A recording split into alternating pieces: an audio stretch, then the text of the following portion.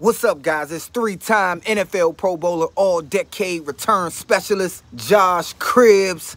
I want to welcome you to the College Sports Connection podcast, where Double A, Alex, and AJ host the Mid-American Conference best.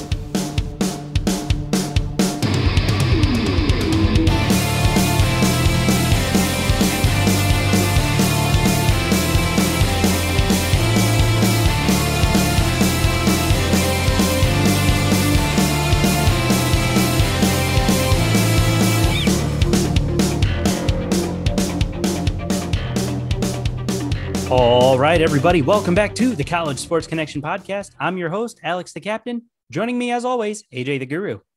What's going on, everybody? AJ, welcome back. We had a wild week of MACtion this last week. We'll cover some scores this week, briefly touch on that, talk about mid-season reactions, hand out our helmet stickers, and do our picks for this week. So let's get into last week's scores. Yeah, let's do that. Let's go down. We'll save, some for last year, but let's start out with BG and Akron. Akron Zips traveled up to Bowling Green and won that 35-20. Akron came into that game at 1-4, kind of struggling to find their way. But as I mentioned, they won that 35-20 at the Deutsch. Looking across the board here, they were pretty well evenly matched. Yardage wise, Akron had 385 yards to BG's 364. Passing wise, they were pretty much neck and neck there, 268 to 257. And on the run game, even 117 to 107. Penalties were extremely low. There was only a total of 6 penalties for 50 yards between both teams. But what really hurt BG was the 5 turnovers, 3 interceptions thrown, 1 fumble lost, and only 2 turnovers for the Akron Zips with 1 fumble and 1 pick. Yep. Time of possession was just about a 5-minute difference, 32 minutes for Akron, 27 for BG. But I think when you look at 15 points right there, you can attribute a lot of that difference to those 5 turnovers.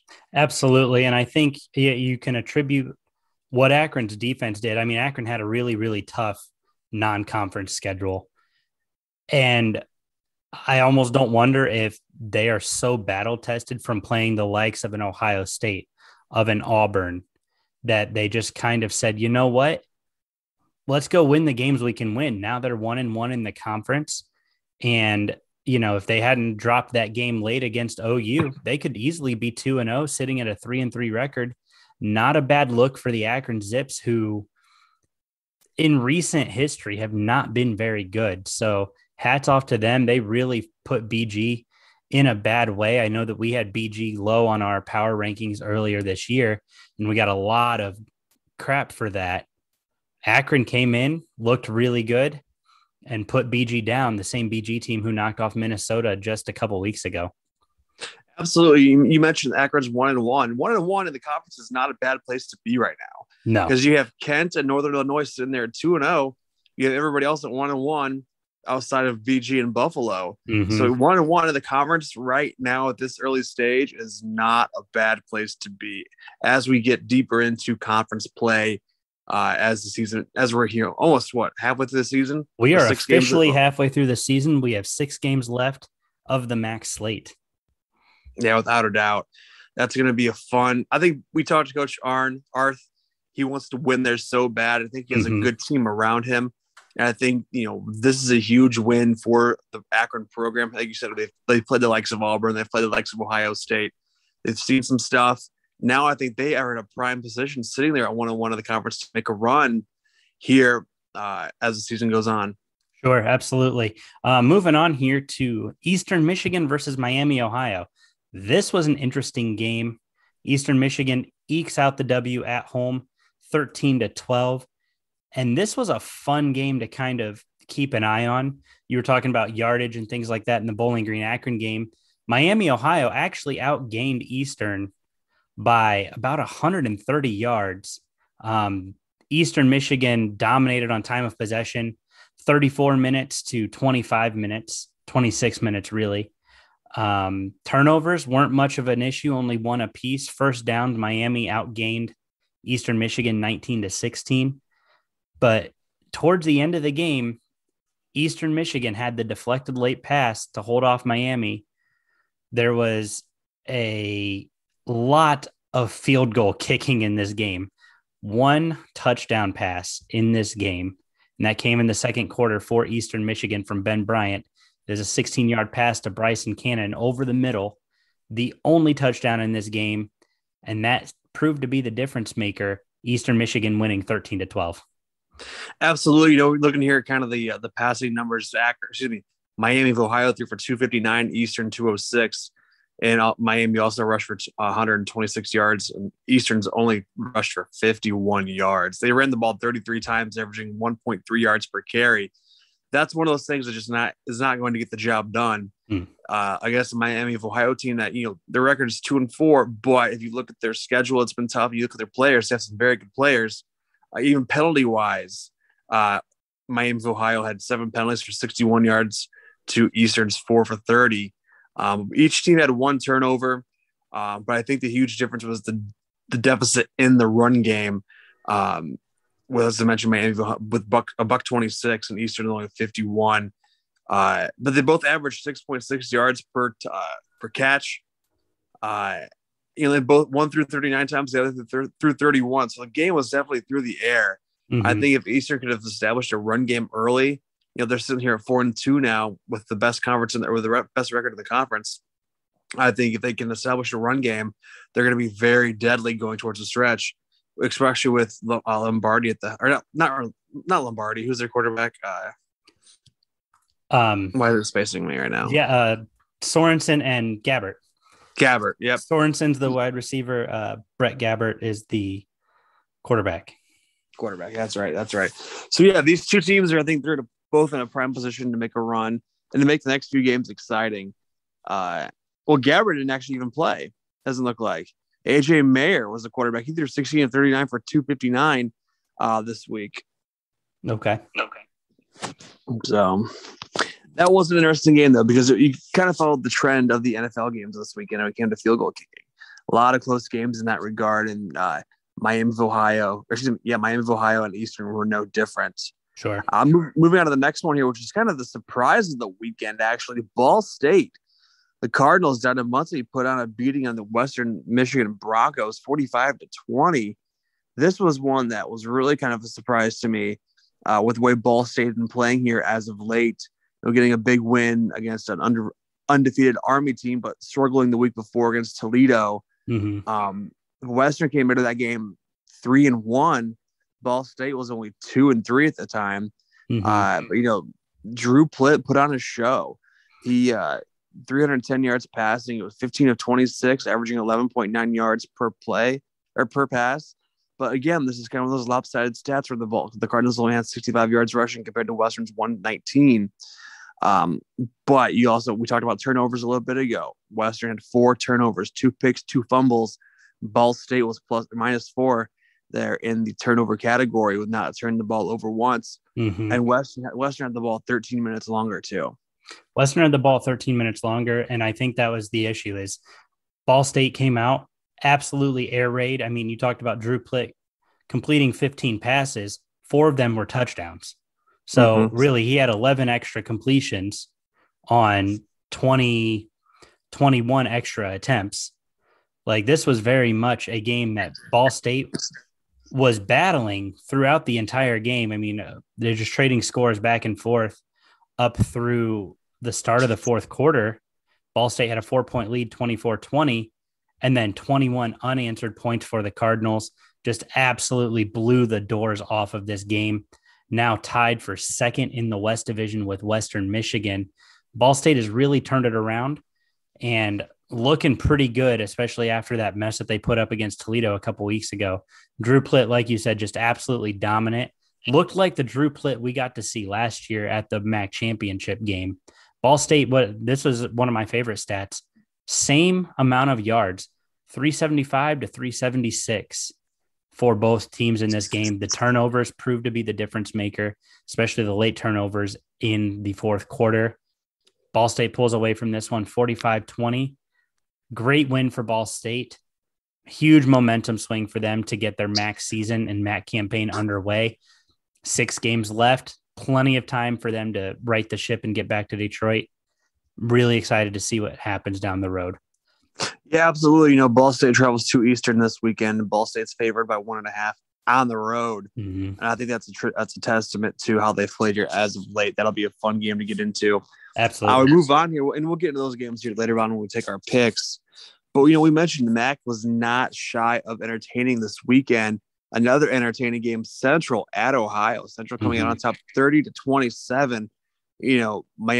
Ohio sitting here 1-5 on the year, which we kind of expected them to be struggling a little bit, but we've also didn't expect them to be struggling this much. Well, and I think that's the thing, right, is we knew losing Frank Solich as late in the year as they did, switching to the coordinator to kind of run things for the Bobcats, we knew it was going to be a difficult adjusting period, but Ohio has dropped a lot of games that they've had no business dropping. They lost to an FCS program earlier this year. They got blasted by Syracuse earlier this year. The Bobcats now are sitting at 1-5. Their only win, ironically, coming against a now 2-win Akron team. And I mean, had Akron won that, we're looking at a 2-0 conference play Akron right now, which is just crazy to think about.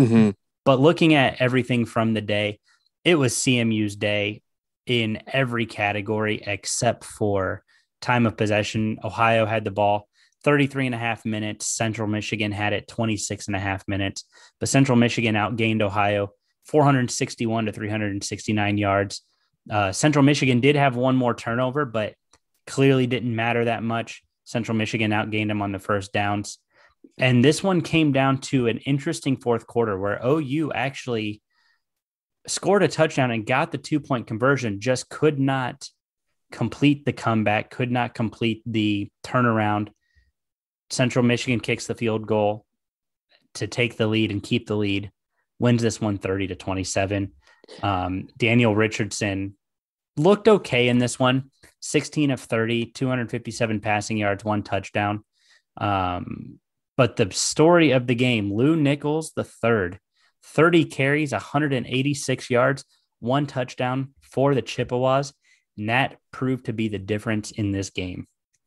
Yeah, it really did. You look at the box score, the team stats from both these, and I think both Central and Ohio, they were probably the most balanced teams coming out of this game. Central throwing for 357, rushing for 204, Miami throwing for 190 and rushing it for 179, excuse me. So offensively, they were pretty well balanced. Not too much of a blown out there, but they had a good balance of running and throwing. But then you go down to penalties here. Central Michigan had 8 penalties for 95 yards compared to OU's 6 for 65. That 30-yard difference there is a lot of yards. But yeah, Central was still able to pull it out on top. I keep saying Miami, Ohio. I don't know why. OU threw for 10 or average 10 yards per pass. Yep. And Central did throw 2 picks. But yeah, at the end of the day, Coach McElwain, who we have great respect for, having talked to him prior to the season starting. I think he's one of those teams too that's been battle tested. They went down to LSU, I believe, and played in Death Valley at prime time, and kept that game kind of close there for a hot minute. But yeah, I think Ohio is really going to have to dig deep here, going down the home stretch with 6 games left, to try to get to Detroit and make a run. Just like Central Michigan's there, and they're 3-3 now. They're in a great spot too. But yeah, Ohio's really going to have to dig down deep and kind of figure that out, because you mentioned that Syracuse game. They were favored by 2 points during that game. And got absolutely blasted. They ended up scoring only 9 points. I think it was 3 field goals, I think, or something like that. Yeah, it all came off of field goals. Yeah, so Ohio's really going to have to work out for them as the year goes on, because in all honesty, it's not going to get any easier for the Bobcats down there in Athens. The second to last game here, Buffalo at Kent State. I think this was a game that was kind of, expected to be both high scoring. The Golden Flashes of Kent State won this one 48-38. 2 high powered offenses, but I think the main difference was Crum being able just to throw the ball just 237 yards, 24 of 45. When you throw the ball 45 yards, you better have nice numbers. And he did. He averaged 5.3 yards per pass, But with running attack, though, 312 yards on the ground, they ran the ball 54 times, averaging 5.8 yards per carry.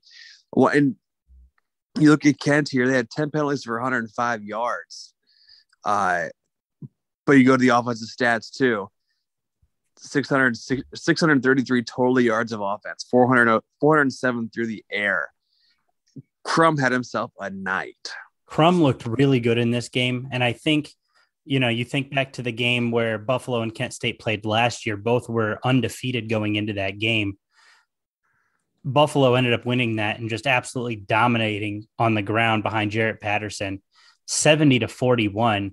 You knew that this game was circled on Kent State's calendar from the very beginning of the season. And if you didn't, you're absolutely wrong. This was one that Buffalo knew was going to be a test without the lead back of a Jarrett Patterson. Obviously, Dylan McDuffie looked really good in this game. He had 10 carries for 86 yards and a tutty. But Dustin Crum was the steal of this game. He was the highlight. 22 of 36. I mean, he completed 63% of his passes, 407 yards, 3 tutties. Dude just was a machine on this game. And he had his favorite target, who was the focal point of this, Dante Cephas, 13 catches, 186 yards, all 3 touchdown passes from Dustin Crum. Big win for Kent State, now moving to 2-0 in conference play. This game really almost pushes Buffalo out of the conference championship discussion. And I want to talk really quick about Kent State's uniforms in this game. I joked with you the other day about how they were the Kent State Chargers, but man, the lightning bolt on the helmet looked really good.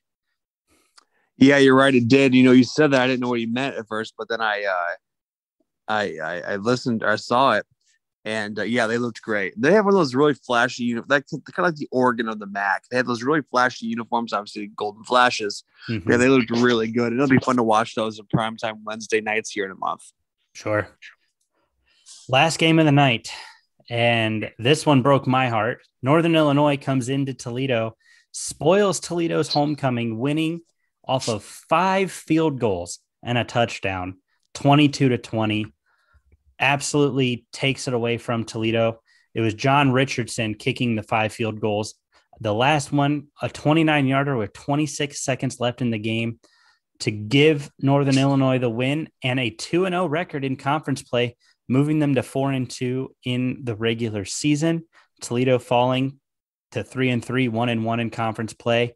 Daquan Finn from Toledo, 10 of 17, 186 yards, 2 scores. Bryant Kobach, not utilized as much as I thought he would be. 12 carries, 91 yards, 1 touchdown, and he had a receiving yard as well. This one was all Toledo for maybe 10 seconds.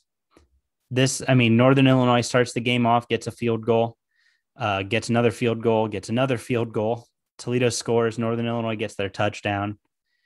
And then Toledo never gets a lead until the fourth quarter when Toledo scores, gets up by 6. Northern Illinois goes down, scores a touchdown, gets the 2-point conversion to bring it within 1. Then they go kick the field goal to win it at the end. Toledo massacred by penalties in this game, 10 penalties for 100 yards. And you're just not going to win many football games when you're giving the opponent field position the way Toledo did. Yeah, without a doubt. We've chatted with Coach Kendall, and penalties obviously cannot be his friend. They aren't. And it was very unusual, I think, for a Toledo team who seems to be very disciplined as of late. I think penalties have never really been that big of an issue for them. But you also look at the time of possession. Mm-hmm. Northern Illinois had the ball for over 20 more minutes than Toledo did. Yeah. That's something that I think Toledo's offense, even though they put up 371 yards, they moved the ball both passing and throwing. They had the ball 20 minutes less than Northern Illinois did. Yeah. That's just not going to get it done. Third down efficiency, the Rockets were only 1 of 10 on third down, 0 of 3 on fourth down. Those are things that Coach Candle's really going to have to emphasize this week in practice as they prepare for Central Michigan at Central, which still is going to be an extremely tough game the way Central's been playing as of late. Yeah, absolutely. I'm very, very interested to see how this one rolls out. I guess let's talk some mid-season reactions. Who are you high on in the MAC, and who are you not so high on right now? Man, it's really hard to say. I think this past weekend really threw what we thought about the MAC out the window, because there's a lot of things that really just kind of, surprised us. But I really like the way Kent State's playing ball right now. Mm-hmm. Going to be against Buffalo, Buffalo have been playing good ball. They only had two wins going into that game, but they had been competitive in just about anything they've been in. At Kent State, they only had 2 wins going into that game as well. Now they're sitting there at 3-3. I think Dustin Crum's really starting to find his stride. On the season. He's throwing the ball. He's 1,300 yards on the year. He's 96 of 163 for 1,303 yards, completing 58.9% 8 yards attempt. He's really carrying that offense, because on the ground they only have 1,437 yards rushing, and that's between 10 different people carrying the ball. Would you believe me if I told you Dustin Crum's passing yards are third in the MAC? Third in the MAC, yeah. That's nuts. And he's also the second leading rusher on the team. Yeah, which is insane. Behind Marquise Cooper, right? Yep. Yeah, Cooper has 95 carries on the year for 479. Crum has 71 carries for 283 yards. It's insane to think about. And what's nice is we're finally getting to see the Kent State offense I think we were hoping to see early on. They played some really tough road games early on in the season, and we didn't really get to see them really, quote unquote, flash their brilliance the way that we expected. But now they're in conference play, and that offense looks to be pretty unstoppable in the MAC. It really does. They're averaging 28 points a game. They've scored a total of 168 on the year, 20 touchdowns, 152 first downs, 84 by rushing, 52 by passing. And their third down efficiency on the year is only 40 of 96. They're completing 41.67% of their third downs. Mm-hmm. So they're Crum's only thrown 69 incomplete passes this season. Yeah, that's not bad. Not bad at all, especially for a guy who wants to win. And that he's so good at protecting the ball and keeping his team in games.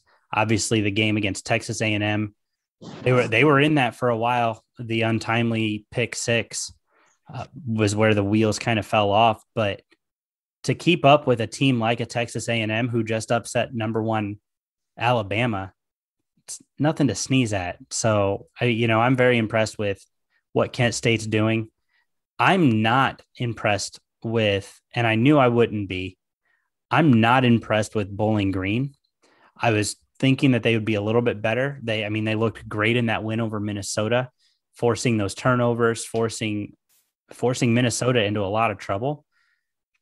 But they just haven't figured it out. The fact that they're 0-2 in conference play, they've been outscored 62-40 points in conference play. They're on a 2-game losing streak, and that's rough right now. They are not looking good, and they're sitting at the bottom of the East Division. Not a good look for Bowling Green. I think they can turn it around. I think that there's an opportunity for them to get a couple of bounce back wins moving forward. Northern Illinois this week is probably not the win that they're seeking, but who knows? Like I said, they just took down Minnesota early on this year, so it's MACtion. Anything can happen. Yeah, without a doubt. You look at BG's remaining schedule here. They travel to Northern Illinois. That's going to be tough. Then they host Eastern. They travel to Buffalo. Then they host Toledo, travel to Miami, and then they host OU last game of the year. There's a couple teams that are playing really good football. So BG is going to have to bring their game every weekend. And I think, as we get into deeper into conference play with 6 games left, they will. Sure. All right, let's go into your helmet stickers. Who do you got? All right. Out of the MAC West, I am picking John Richardson, the kicker for Northern Illinois. Booted 5 field goals, including the game winner against Toledo from 29 yards out. And I know a lot of kickers don't get a lot of respect, but John Richardson, you earned mine this week. Hats off to you for those 5 field goals. I mean, when you account for 15 of your team's 22 points, I think you deserve a helmet sticker. Yeah, without a doubt. I mean, this is a big weekend for kickers. I think across all football, both pro and like collegiate level. There was 11 missed field goals in the NFL on Sunday or something like that. Yeah, it was something crazy like that. Yeah, definitely a weekend of the kickers. So it's great to see Northern Illinois able to do that. My helmet sticker from the East, or excuse me, from the West, is going to Drew Plitt. Yep. I think we finally saw the Drew Plitt we've been waiting for.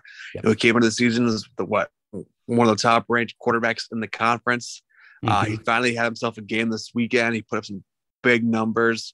He was 15 of 25 for 310, averaged 12.5 yards per attempt with 4 tutties, a QBR of 76.2.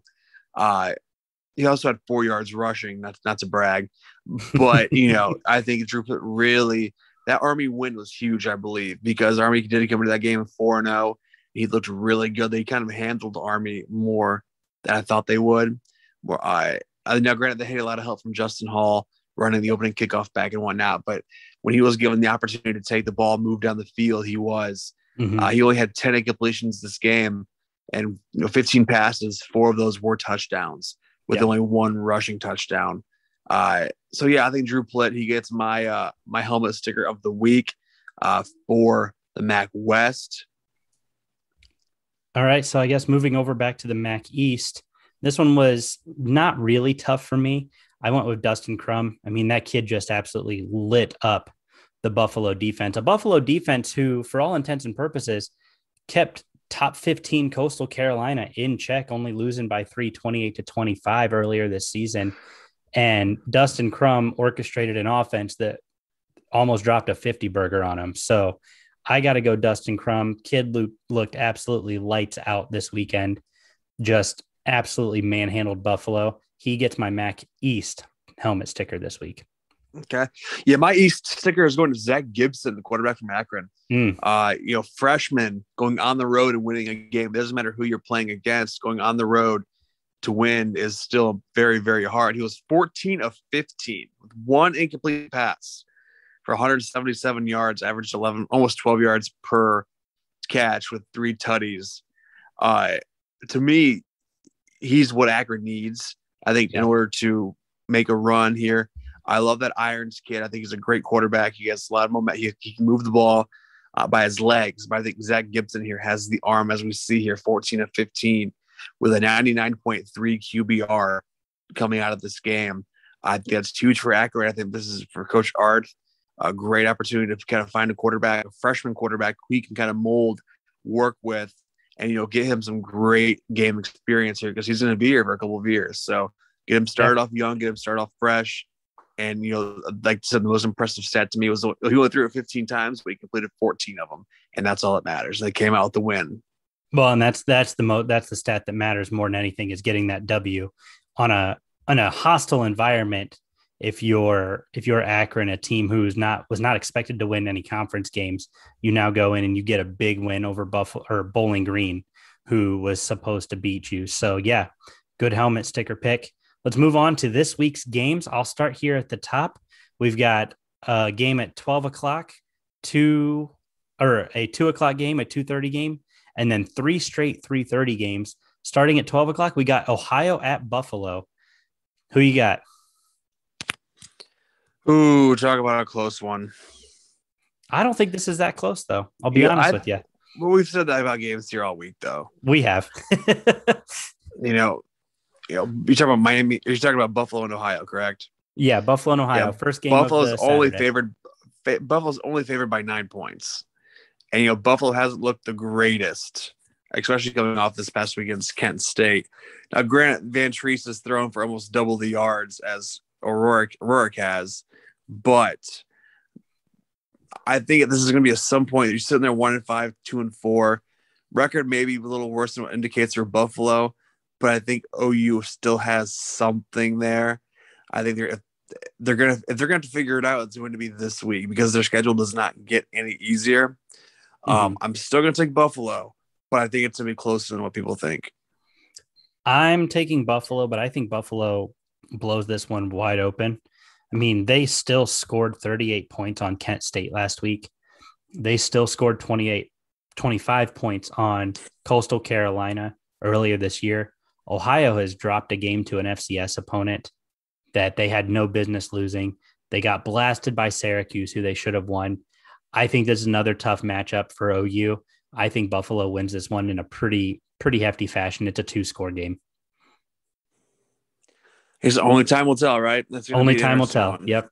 Moving on to next one, we've got Ball State travels up to Ypsilanti, Michigan to take on the Eastern Michigan Eagles. 2 birds, one comes out the victor. Who do you got? I'm taking Ball State. I think they're really starting to find their stride. Drew Plitt, like we mentioned, is really starting to look good over the last 2 weeks. I mean, Ball State's a 1.5-point favorite on the road. So, I mean, there has to be something there. It's a 2:00 game on Saturday. I really like Ball State. I like Justin Hall, both as a returner and a receiver. I think the defense is starting to pick it up too, because they were able to hold off an Army team that that triple option's nearly impossible to defend or plan for anyway. Especially they're able to get get a win there. Exactly, absolutely. So I'm going to take Ball State on the road. Okay, taking Ball State on the road. I am going to. This one's tough. I think we talked earlier this year about Eastern Michigan kind of being a bit of an enigma, and I mean they looked pretty good against Miami this last week. Got the win, both off the strength of their defense and then doing just enough on offense. I think you're right, and I think I'm going to agree with you on this one. Ball State gets the win at Eastern, but I think this one's going to be a closer game than what it looks like. That Eastern defense looks pretty good, and it's their hope is if they can keep Drew Plitt in check. Yeah, that's really going to be their only saving grace, I think, when it comes to this game. Sure. Moving on to Akron at Miami down at Yager Stadium in Oxford. Akron taking on Miami at 2:30. Somebody commented on our Twitter about it. Don't bet against Miami at home. And what have we done? We've bet against Miami at home, and we've been wrong about Miami at home. I'm taking Miami at home against Akron. I'm sure it'll come back to bite me, and somehow Akron wins this game. But I'm taking Miami at home. This is a big one for them. They had a tough non-conference as well. They lost to now number 3 in the country, Cincinnati. But I think that Miami takes this one. Akron rebounding and responding well, going 1-1 in conference play. I think Miami takes this one and improves to 2-1. Yeah, that 19.5 points they're favored for Miami. It's a lot of points for a 2-4 team versus a 2-4 team. Mm-hmm. So it's either the bookmakers have no confidence in Akron or they think Miami of Ohio is that good. I'm probably going to go Miami of Ohio. This again, it's probably going to turn around and bite us. But for some reason, I think we've seen it in the past few years. So they just turn it on late. And here we are halfway through the season.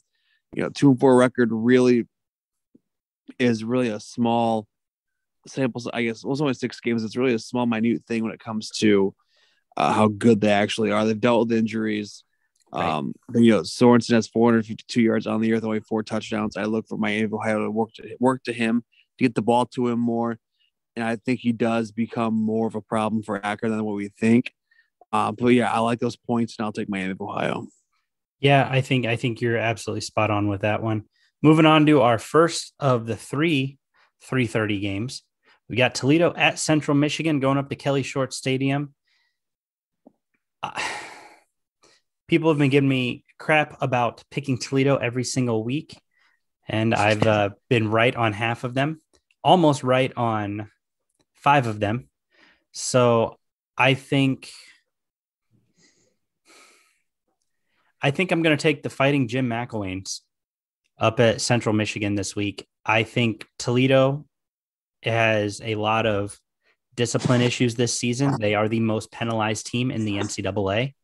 So I think unless Toledo can figure that out in a week of practice, I think Central Michigan wins this game, but I think this comes down to a kind of a final possession sort of deal. Yeah, absolutely. I look at this game. Both I did look at records. Both teams who are one's playing good right now, one's playing they're a little hit or miss here. But I look at you talked about penalties. Toledo leading the country in penalties.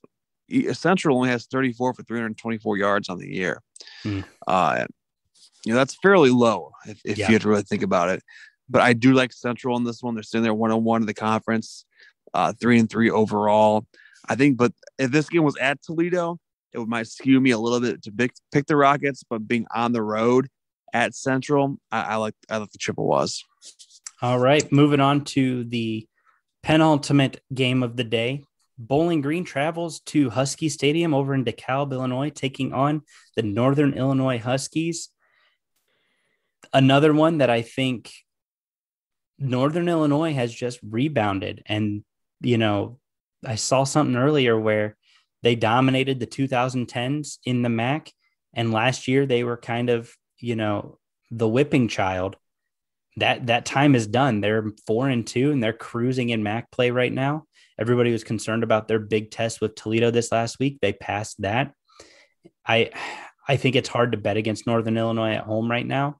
So I'm taking the Huskies at home, knocking off Bowling Green in a pretty heavy-handed fashion.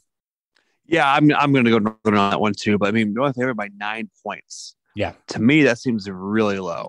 That is low, especially given what they've done so far this year. Exactly. I think Northern Illinois wins this by double digits. Especially I've been to Northern Illinois. I've been to a game there. It's a tough place to play, sure, no matter who you are. And BG coming in with a 2-4 record to DeKalb, that's going to be tough. That's going to be a tough, tall task. But Coach Hammock, I think, has a great, well-oiled machine over there right now. Yeah. And I think we saw that this past weekend. So I'm taking Northern Illinois by double digits. All right. The finale of the day, Kent State at Western Michigan, 3:30 kickoff at Waldo Stadium. This has got to be the game of the week, I think. This is going to be two high-flying offenses. The number 1 quarterback in the conference, Caleb Elby, taking on the number 3 quarterback in Dustin Crum. There's going to be a lot of fireworks in this one. I would not be surprised to see two teams hit the 50s in this week's game. Who you got? I'm going to take Western in this because I think their running attack is better than Kent State's. Okay. I like Ladarius Jefferson for Western. LB, he has 9 touchdowns, 2 picks on the year. Crum, 6 touchdowns, 2 picks on the year. But for some reason, they're going to put up the numbers. They're going to both put up over 250, 300 yards total of passing. But I think the game's really going to come down to on the ground for the Broncos. I really think that game being at home too for Western Michigan really helps. I'm going to take the Fighting Broncos in this one. I am going the Fighting fake Central or fake Los Angeles Chargers. And I'm going to go with the Kent State Golden Flashes in this one. I think Dustin Crum finally got to flex on a team last week that Western Michigan struggled with in the first week of conference play. Dustin Crum just absolutely dismantled that defense. His defense did just enough to secure him the win, but 407 yards and 3 touchdowns, that's a big week. I'm going to go with Kent State. Looks like that's the one that we disagree on this week, so I'm glad to see that. I think Kent State does enough up at Western Michigan and secures the W. Yeah, this is going to be a high-scoring game, I think. You look at the numbers here. Let's see if I can pull it up. Over-under of 66. I think we clear that by a mile. I think if I am a betting man on that game, I absolutely smash the over on my bet ticket. And I think you'll be very happy with the result on that. There's no way that game is less than 66 points between two of the highest scoring offenses in the MAC. There's no way that it falls short of that. Definitely. So cool, man. Well, that does it for us on this week's episode, our recap, our helmet stickers, mid-season reactions rather, and our coming week picks. AJ, I'm excited. We've only got 6 games left. A year ago, we were done with the season, and so I'm excited that we have another 6 to go. Yeah, the season's kind of flying by here, but it's going to get more and more exciting, I think. So this should be a lot of fun. Sure. So, hey, did you have anything else you wanted to say to our audience, our listeners, anything like that before we finish up here? I think strap in, because like I mentioned, it's going to be a lot of fun. Here in the next couple of weeks, we're going to have weeknight MACtion. So I know that's something we're all excited about. That'll be coming here in the next couple of weeks. So we'll be able to maybe do a live show during that. We may end up at one of the games. We've talked about a pre-show about maybe just going to a random game on a Tuesday or Wednesday night. Sure. Which will be a lot of fun.